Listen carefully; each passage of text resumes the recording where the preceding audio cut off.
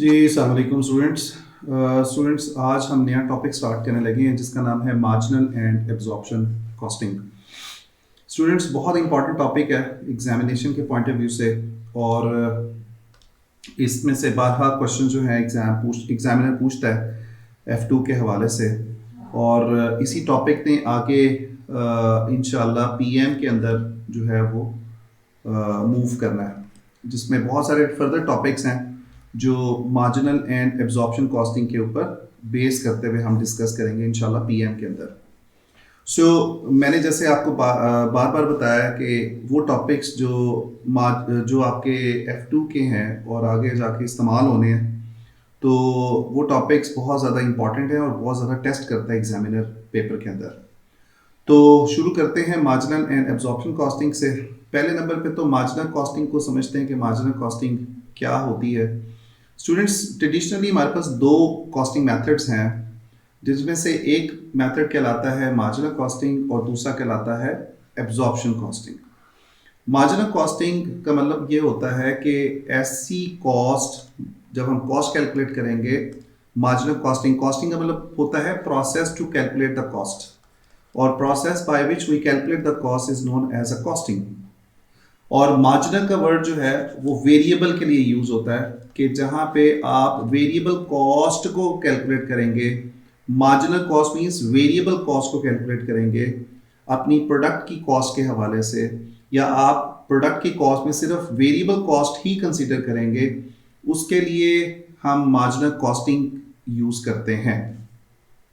Marginal costing और absorption costing जो है ऑल्टरनेटिव्स हैं एक दूसरे के, यानी कि अगर आप एब्जॉर्प्शन कॉस्टिंग यूज कर रहे हैं तो उसका ऑल्टरनेटिव है मार्जिनल कॉस्टिंग।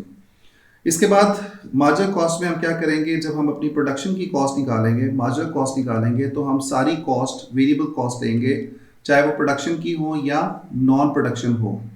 यानी कि हमने अपनी प्रोडक्ट की कॉस्ट कैलकुलेट करनी है तो हम वेरिएबल कॉस्ट जितनी भी हैं वो सारी कंसिडर करेंगे, और उसके बाद हम क्या करेंगे, मार्जिनल कॉस्ट कैलकुलेट करेंगे। अब फिक्स कॉस्ट कहाँ जाएगी? फिक्स कॉस्ट को मार्जिनल कॉस्टिंग ये कहती है कि ये एज अ पीरियड कॉस्ट हमने ट्रीट करनी है, एज अ एक्सपेंस के तौर पे हमने ट्रीट करनी है। अकाउंटिंग पीरियड के एंड पे हम इसको एज अ एक्सपेंस के तौर पे रिकग्नाइज करेंगे फिक्स कॉस्ट को या फिक्स्ड ओवरहेड्स को। Fix cost means fixed overheads. उसके बाद मार्जिनल कॉस्टिंग में हम एक कॉन्सेप्ट यूज करते हैं जिसका नाम है कंट्रीब्यूशन। कंट्रीब्यूशन का मतलब क्या होता है कि हम ये देखना चाहते हैं कि क्या हमारा इतना प्रॉफिट है कि हम अपनी फिक्स कॉस्ट को कवर कर सकें या हम नहीं कर सकते। जब अगर हम अपनी फिक्स कॉस्ट को कवर कर सकते हैं by the contribution, it means कि हम प्रॉफिट में होंगे। तो कंट्रीब्यूशन निकालने के लिए हम फॉर्मूला यूज करते हैं, सेल्स प्राइस में से सारी वेरिएबल कॉस्ट माइनस करते हैं तो हमारे पास कंट्रीब्यूशन निकलता है। और अगर हमने इसको फॉर्मूला से कैलकुलेट करना है तो we calculate as sales units multiply by contribution per unit. अब सेल्स यूनिट्स फॉर एग्जांपल हमारे पास 100 और कंट्रीब्यूशन पर यूनिट है 20, तो इसका मतलब है कि $2000 का हमारा कंट्रीब्यूशन है। इस कंट्रीब्यूशन में से हम फर्दर क्या करेंगे, अपनी फिक्स कॉस्ट को माइनस करेंगे। लेट्स सपोज कि फिक्स कॉस्ट है हमारे पास $1200 की, तो इसका मतलब है कि हमारे पास जो प्रॉफिट होगा वो कितना होगा, $800 का। तो यहाँ पे हम इजीली कह सकते हैं कि यार हमारा कंट्रीब्यूशन इतना है कि हम इजीली अपनी फिक्स कॉस्ट को कवर कर सकते हैं। तो ये जो कॉन्सेप्ट है कंट्रीब्यूशन का, ये हम सिर्फ यूज करते हैं मार्जिनल कॉस्टिंग के हवाले से। Got it? उसके बाद कहाँ पे हम मार्जिनल कॉस्टिंग को इस्तेमाल करते हैं, जो आगे हमारे टॉपिक्स आएंगे इंशाल्लाह पीएम के अंदर। एक तो टॉपिक है जिसको बोलते हैं ब्रेक इवन एनालिसिस या CVP analysis. Break even analysis या CVP analysis, cost volume profit analysis. उसमें हम बहुत डिटेल में मार्जिनल कॉस्टिंग के प्रिंसिपल्स यूज करते हैं। उसके बाद रेलिवेंट कॉस्टिंग है कि हमने अपनी प्रोडक्ट की रेलिवेंट कॉस्ट कैलकुलेट करनी है, और जहाँ पे हम अपॉर्चुनिटी कॉस्ट कैलकुलेट कर रहे होंगे वहाँ पे कंट्रीब्यूशन का वर्ड आएगा, मार्जिनल कॉस्टिंग आएगी। इसके अलावा हम एक टॉपिक डिस्कस करेंगे फ्यूचर में, दैट इज लीनियर प्रोग्रामिंग और लिमिटिंग फैक्टर एनालिसिस। वहाँ पे भी हम अपनी मार्जिनल कॉस्टिंग को इस्तेमाल करेंगे। तो इन सिंपल वर्ड्स हम ये कह सकते हैं कि मार्जिनल कॉस्टिंग जो है इसका use in the short term बहुत ज़्यादा है। शॉर्ट टर्म डिसीजन मेकिंग में हम इसको इस्तेमाल कर सकते हैं। इसके अलावा सिंपल है, इजी टू कैलकुलेट है, चूंकि हम फिक्स कॉस्ट को ट्रीट नहीं कर रहे इन द प्रोडक्ट कॉस्ट, हम उसको एज अ पीरियड कॉस्ट के तौर पे ले रहे हैं। फिर हम इक्वेशन के थ्रू जल्दी से अपना प्रॉफिट भी कैलकुलेट कर सकते हैं by deducting the fix cost out of the profits. Marginal costing के स्टूडेंट्स अगर हम देखें कि हम इसका प्रॉफिट या लॉस कैसे कैलकुलेट करते हैं या इनकम स्टेटमेंट कैसे बनाते हैं, तो बड़ी सिंपल सी है। सबसे पहले हम सेल्स की वैल्यू लेंगे, और सेल्स रेवेन्यू या सेल्स का मतलब क्या है कि sales units multiply by the sales price per unit. जब हम सेल्स यूनिट्स को सेल प्राइस पर यूनिट से मल्टीप्लाई करेंगे तो will get the total revenue और द सेल्स। इसमें से हम माइनस करेंगे अपनी कॉस्ट ऑफ सेल्स, और कॉस्ट ऑफ सेल्स किसके ऊपर बेस करेगी? वेरिएबल कॉस्ट के ऊपर। इसका मतलब है कि ये जितने भी एलिमेंट्स हैं कॉस्ट ऑफ सेल्स के, वो सारे के सारे आपकी वेरिएबल कॉस्ट के ऊपर बेस करेगी। आपको भी मैंने कॉन्सेप्ट बताया कि जब हम मार्जिनल कॉस्टिंग यूज करते हैं तो हम अपनी प्रोडक्ट की कॉस्ट में सिर्फ वेरिएबल कॉस्ट लेते हैं और फिक्स कॉस्ट नहीं लेते। तो इसका मतलब है कि जो ओपनिंग स्टॉक है वो भी हमारा वेरिएबल कॉस्ट पे होगा। इसके बाद वेरिएबल कॉस्ट ऑफ प्रोडक्शन। अब ये वेरिएबल कॉस्ट ऑफ प्रोडक्शन से क्या मुराद है कि like we will multiply the production units multiply by the variable cost per unit या प्रोडक्शन की कॉस्ट वेरिएबल। ये कौन कौन सी हो सकती है? जैसे कि direct material, direct labour, direct expenses and plus the variable production overheads.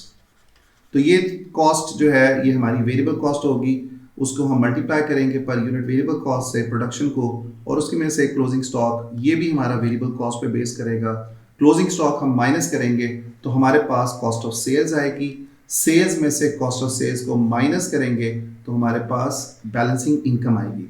इसमें से हम अपनी अदर वेरिएबल कॉस्ट माइनस करेंगे, जिसमें कि सेलिंग एंड डिस्ट्रीब्यूशन है, मार्केटिंग है, फाइनेंस है, व्हाटएवर। सो जो नॉन प्रोडक्शन वेरिएबल कॉस्ट की हमने बात की, लेकिन वेरिएबल कॉस्ट माइनस करनी है। उसके बाद हमारे पास क्या निकलेगा जी? कंट्रीब्यूशन निकलेगा। कंट्रीब्यूशन में से हम माइनस करेंगे फर्दर फिक्स कॉस्ट, चाहे वो प्रोडक्शन की हो या नॉन प्रोडक्शन की हो, वो सारी फिक्स कॉस्ट हम माइनस करेंगे तो हमारे पास प्रॉफिट या लॉस कैलकुलेट होगा। तो स्टूडेंट्स यहाँ पे बड़ी सिंपल सी अंडरस्टैंडिंग चाहिए हमें मार्जिनल कॉस्टिंग को समझने के लिए। So this is what we have seen it. After that हम डिस्कस करते हैं एब्जॉर्प्शन कॉस्टिंग। और एब्जॉर्प्शन कॉस्टिंग जो है इसको हम, इसका एक जो दूसरा नाम है वो है full costing method. Full costing से क्या मुराद है? लाइक कि हम इसके अंदर फिक्स कॉस्ट भी लेंगे और वेरिएबल कॉस्ट भी लेंगे जब हम अपनी प्रोडक्ट की कॉस्ट कैलकुलेट करेंगे। यानी कि हमारी जो कॉस्ट ऑफ प्रोडक्शन होगी वो फुल प्रोडक्शन कॉस्ट पे बेस करते हुए हम कैलकुलेट करेंगे। इन अदर वर्ड्स हम ये भी कह सकते हैं कि we will add together the direct cost and the indirect cost. ठीक है।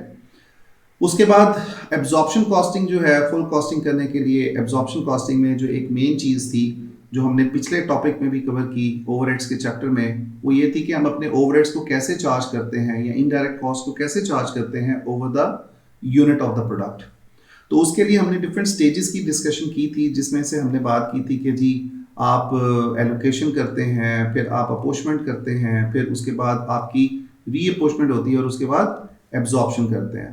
तो हमने डिफरेंट स्टेजेस जो हैं ऑलरेडी डिस्कस की थी अपने पिछले टॉपिक के अंदर। उसके बाद हम फुल प्रोडक्शन कॉस्ट कैसे कैलकुलेट करेंगे, जैसे मैंने आपको ऊपर शुरू में बताया कि ये जो मेथड है ये फुल कॉस्टिंग मेथड है, जिसके अंदर हम डायरेक्ट और इनडायरेक्ट या फिक्स और वेरिएबल सारी कॉस्ट लेते हैं। अब डायरेक्ट कॉस्ट में और इनडायरेक्ट कॉस्ट में कौन कौन सी चीज़ें आ जाएंगी, हम कैसे इसको कैलकुलेट करेंगे फुल कॉस्ट को। जैसे मैंने अभी आपको बताया direct material cost, direct labour cost, variable overheads, इसको हम बोलते हैं मार्जिनल कॉस्ट। और यही मार्जिनल कॉस्ट में आपको भी समझा के आया हूँ मार्जिनल कॉस्टिंग के अंदर। और मैंने आपको बताया कि यही इसी के ऊपर बेस करते हुए हम क्या करेंगे, अपनी स्टॉक की वैल्यू कैलकुलेट करेंगे, चाहे वो ओपनिंग स्टॉक की वैल्यू हो या क्लोजिंग स्टॉक की वैल्यू हो। उसके बाद इसके अंदर हम ऐड करेंगे फिक्स्ड ओवरहेड्स, जो हमने क्या कहते हैं ओवरहेड्स को भी चार्ज करने, क्योंकि एब्जॉर्प्शन कॉस्टिंग ये कह रही है कि भाई जब आप अपनी प्रोडक्ट की कॉस्ट कैलकुलेट करो तो आप फिक्स भी लो और वेरिएबल भी लो, यानी कि फिक्स्ड ओवरहेड्स भी चार्ज करो, यानी कि जितनी भी कॉस्ट लग रही है प्रोडक्शन की, चाहे वो फिक्स्ड हो या वेरिएबल हो, आपने सारी कॉस्ट लेनी है। और उसके बाद आप अपनी फुल प्रोडक्शन कॉस्ट कैलकुलेट करेंगे। और इसके अंदर भी जब हम एब्जॉर्प्शन कॉस्टिंग यूज करेंगे तो ओपनिंग स्टॉक और क्लोजिंग स्टॉक जो है वो फुल कॉस्ट के ऊपर बेस करेगा। लेकिन मार्जिनल कॉस्टिंग में हमने देखा कि वो वेरिएबल कॉस्ट पे बेस करते हुए हम कैलकुलेट करेंगे। उसके बाद स्टूडेंट्स एक बड़ी इंपॉर्टेंट सी जो डिस्कशन है वो है एफओआर की calculation, fixed overhead absorption rate. क्योंकि हमने फिक्स कॉस्ट को चार्ज करना है अपनी प्रोडक्ट की कॉस्ट में, तो हमें इस फिक्स कॉस्ट को चार्ज करने का रेट का भी पता होना चाहिए, और वो हम कैलकुलेट करेंगे with the help of FOR per unit. अब हम आते हैं एब्जॉर्प्शन कॉस्टिंग की जो इनकम स्टेटमेंट है या प्रॉफिट एंड लॉस अकाउंट है वो कैसे बनेगा।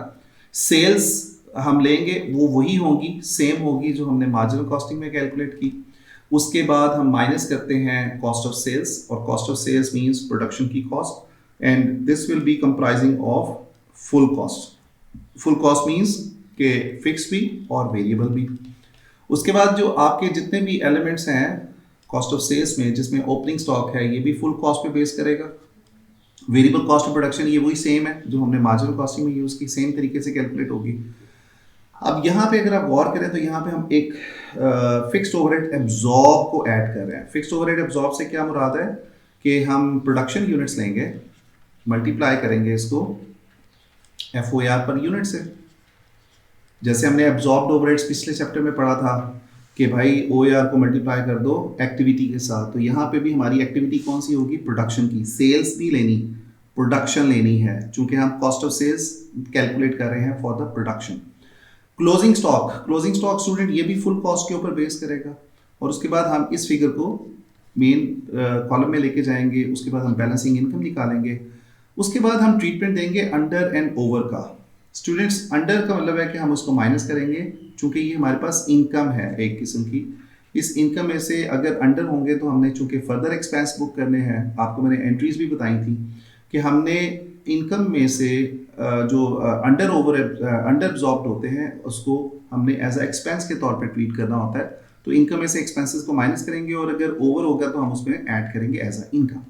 उसके बाद हम निकालेंगे ग्रॉस प्रॉफिट। अब अगर आप देखें फ़र्क क्या आया, मार्जिनल कॉस्टिंग में हम यहाँ पे कंट्रीब्यूशन यूज करते हैं, यहाँ पे हम ग्रॉस प्रॉफिट यूज कर रहे हैं अंडर एब्जॉर्प्शन कॉस्टिंग।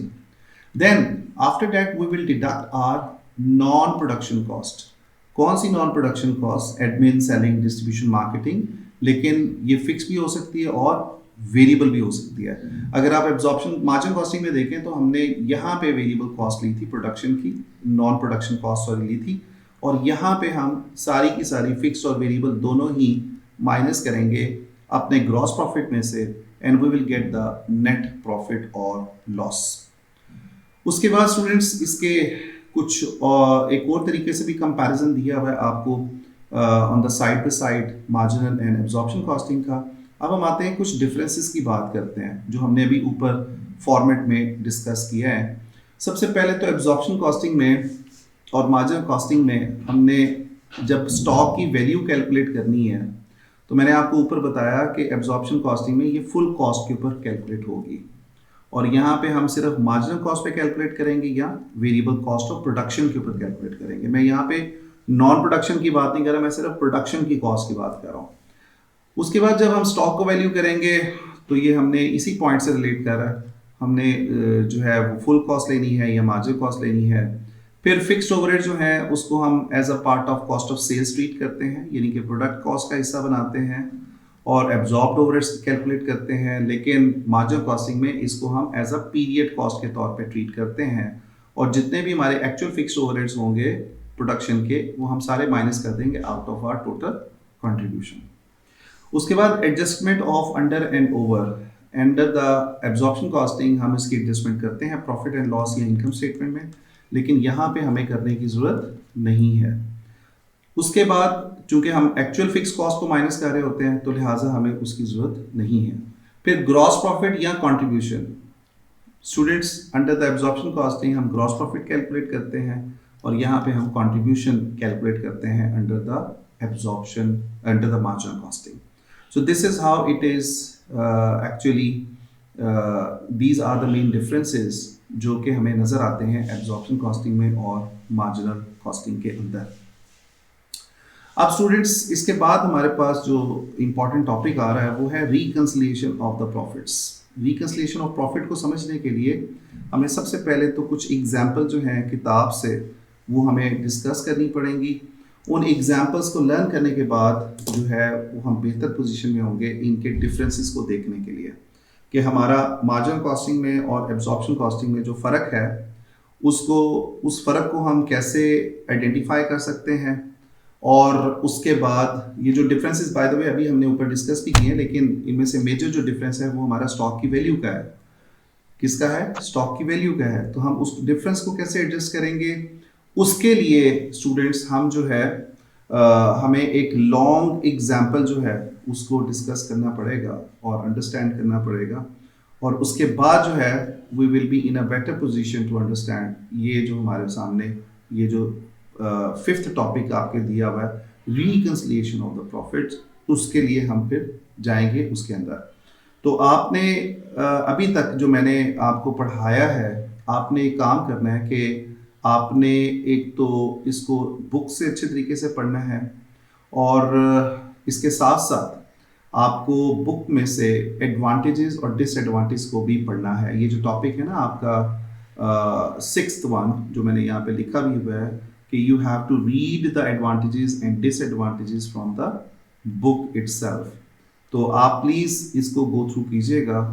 आज के लिए हमारा इतना ही कॉन्सेप्ट काफ़ी है।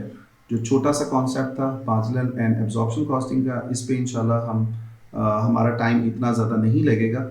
और चूंकि हमें बेस पता है, हमने एब्जॉर्प्शन कॉस्टिंग में एलोकेशन, अपोर्चमेंट और रीअपोर्चमेंट वगैरह पढ़ी हुई है, तो हमें इतना टाइम इसमें लगाने की ज़रूरत नहीं होगी इंशाल्लाह। लेकिन टॉपिक बहुत इंपॉर्टेंट है, प्रैक्टिस भी हमने करनी है। तो आप ये कर सकते हैं कि आप इसके एडवांटेजेस और डिसएडवांटेजेस जो हैं प्लीज़ इसको अच्छे तरीके से गो थ्रू करें। इसके साथ साथ एक एग्जाम्पल जो है किताब से जो आपने अगली क्लास के लिए पढ़ के आनी है, वो मैं आपके साथ ज़रा थोड़ा सा उसको रीड करता हूँ। आप भी उसको एक दफ़ा रीड कीजिएगा और उसके बाद हम इसको सॉल्व करेंगे। और साथ ही जब मैं ये सॉल्व करवाऊँगा, इसके साथ ही मैं आपको डिफरेंसेस जो हैं एब्जॉर्प्शन कॉस्टिंग और मार्जिनल कॉस्टिंग के, उन डिफरेंसेस को भी हम देखेंगे कि हम उसको कैसे रिकंसाइल कर सकते हैं।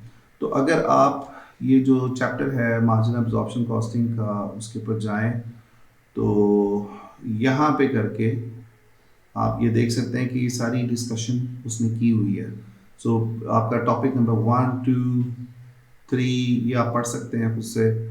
ये सारी स्टेटमेंट का फॉर्मेट है। उसके बाद ये जो एग्जांपल है बर्नर लिमिटेड की, टेस्ट योर अंडरस्टैंडिंग 1 है। फिर एडवांटेजेस ऑफ मार्जिनल कॉस्टिंग, ये मैंने आपको दी है असाइनमेंट। एब्जॉर्प्शन कॉस्टिंग को आपने पढ़ना है, उसके बाद आपने इसके एडवांटेजेस और डिसएडवांटेजेस को पढ़ना है।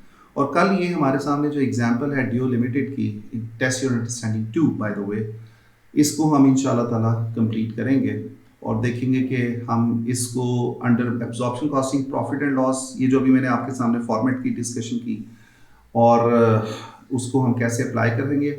और उसके बाद हम अपने देखेंगे कि हमारे पास जो प्रॉफिट की रिकंसिलिएशन है उसको हम कैसे परफॉर्म करेंगे। तो बहुत सारी चीज़ें लिखी हुई हैं, आप इसको गो थ्रू कर सकते हैं किताब से। जितनी चीज़ें मैंने आपको पढ़ाई हैं, so please try to read it from the book so that you can get a better understanding. Thank you very much.